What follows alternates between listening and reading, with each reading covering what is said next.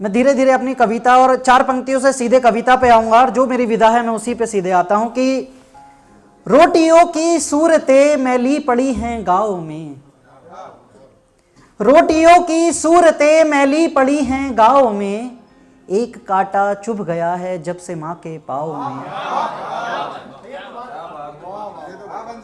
कि रोटियों की सूरतें मैली पड़ी हैं गांव में, एक कांटा चुभ गया है जब से मां के पाँव में, वह वृक्ष धरातल में धसे है, धूप का है डर उसे, जो कभी कहता था आओ बैठो मेरी छाओ में।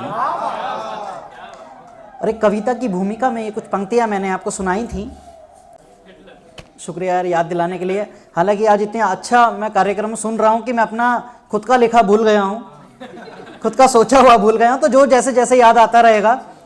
एक कविता है कि जब आप गांव से शहर में आते हैं तो पहले एक रिवायत होती थी कि खत भेजे जाते थे बेटा को, बच्चे को, कि आप कैसे हो, कुशल मंगल हो। तो वहीं से आपको जोड़ता हूं कि बंद कमरों की वीरानी मुझको यूं ही धमकाती है, और ये पत्थर की दीवारें रातों को गुर्राती हैं।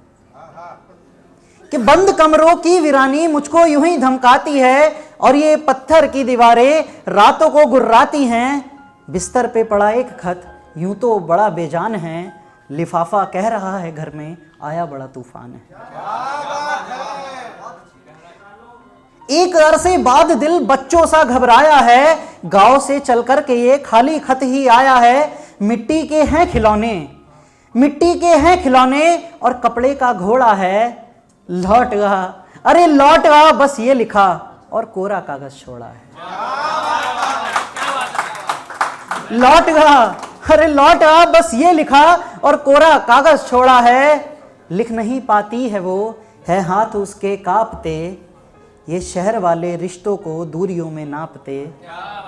मेरा जीवन कर रहा जैसे कोई आलाप है, ये शहर की नौकरी है या कोई अभिशाप है। इस लिफाफे से तेरे चूल्हे की खुशबू आई है, इस लिफाफे से तेरे चूल्हे की खुशबू आई है। माँ यहाँ रोटियां हैं बहुत सस्ती, प्यार में महंगाई है। और तेरे सामने तो मुझे रूठना भी आता नहीं, तेरे सामने तो मुझे अब रूठना भी आता नहीं। शहर से अब कोई बेटा गांव को जाता नहीं, हूँ भीड़ में फिर भी मुझे गुम नहीं होने देती, हूँ भीड़ में फिर भी मुझे गुम नहीं होने देती। माँ तू कितनी जिद्दी है, मुझे भूखा नहीं सोने देती। माँ जब साथ होती है तो आंचल से ढक लेती है, माँ को रास्ते में क्यों धूप नहीं खलती। माँ जब साथ होती है तो आंचल से ढक लेती है, माँ को रास्ते में क्यों धूप नहीं खलती। सब कुछ ही तो मिल रहा है इस दूर शहर की नौकरी में, मैं बेबस हूँ फिर भी मुझे माँ नहीं। एक छोटी सी कविता के बाद मैं आपके जो हुक्म हुआ है, जो आदेश हुआ है, उस पे आऊँगा कि मन इतना एकाकी है, मन इतना एकाकी है, मुश्किल बड़ी तैराकी है। ऐसे जिए जा रहे हैं कि बस मरना ही बाकी है। ये दिन जल्दी ढल जाता है और रात देर से आती है, ये दिन जल्दी ढल जाता है और रात देर से आती है। इसी अंधेरे घर में यादें मुंह ढककर सो जाती हैं। टिफिन से गायब है रोटी, एक गंध अजीब सी आती है। टिफिन से गायब है रोटी, एक गंध अजीब सी आती है। मैं खाता हूं अपने सपने, फिर भूख मुझे खा जाती है।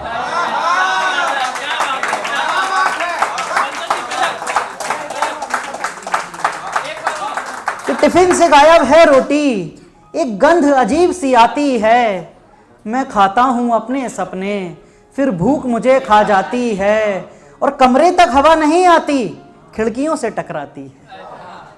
कमरे तक हवा नहीं आती, खिड़कियों से टकराती है।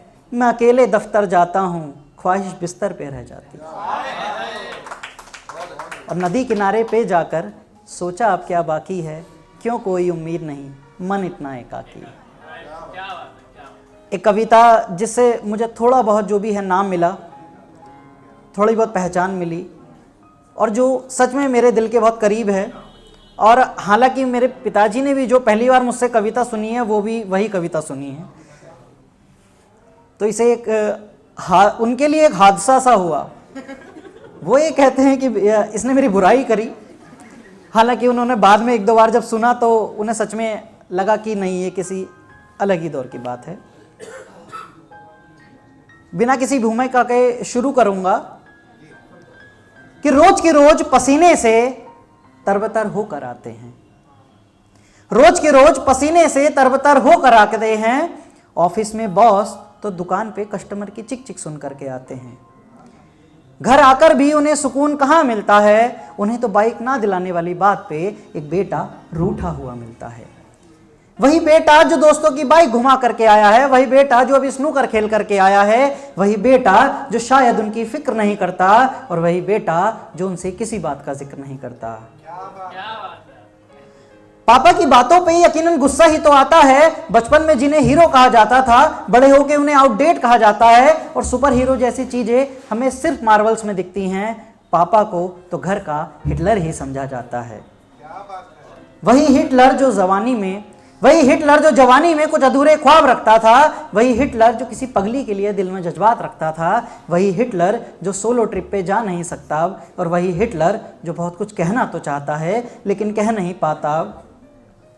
खैर इतना कुछ तो छोड़ो, ये भूतकाल की बात है। सच बताऊं तो आज हर घर में इससे भी बुरे हालात हैं। घर में 2 उम्र के लोगों के बीच अक्सर झमेला है। माँ से तो अमूमन बात हो ही जाती है।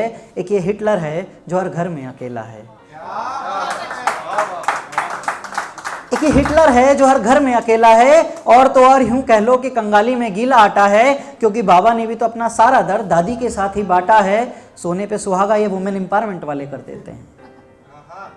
सोने पे सुहागा ये वुमेन एम्पावरमेंट वाले कर देते हैं। तभी तो मदर्स डे पे खेल तमाशे, फादर्स डे पे सन्नाटा है। हमें बचपन में कुछ कहानियां सुनाई जाती थी, माँ बाप की खूबियां बताई जाती थी। जिसमें माँ का प्यार हम पे भर भर के फूटा है, और बाबा ने तो यूं समझ लो बस जमकर के कूटा है। लेकिन एक दिन जब उनके चेहरे पे झुर्री आ जाएं, उनका बुढ़ापा धीरे धीरे जवानी को खा जाए, तब कुछ देर के लिए ही सही थोड़ा समय निकाल लेना, उस कुर्सी पे बैठे हिटलर के साथ थोड़ा वक्त बिता लेना। वरना एक दिन जब वो कुर्सी खाली हो जाएगी, इस हिटलर की परछाई पूरे घर में ना मिल पाएगी।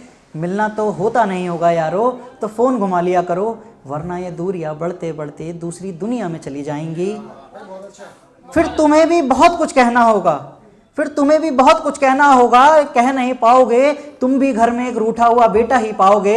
अगर आज तुम अपने बाबा से बात नहीं करोगे तो कल को तुम भी अपने बच्चों के लिए हिटलर बन जाओगे। बहुत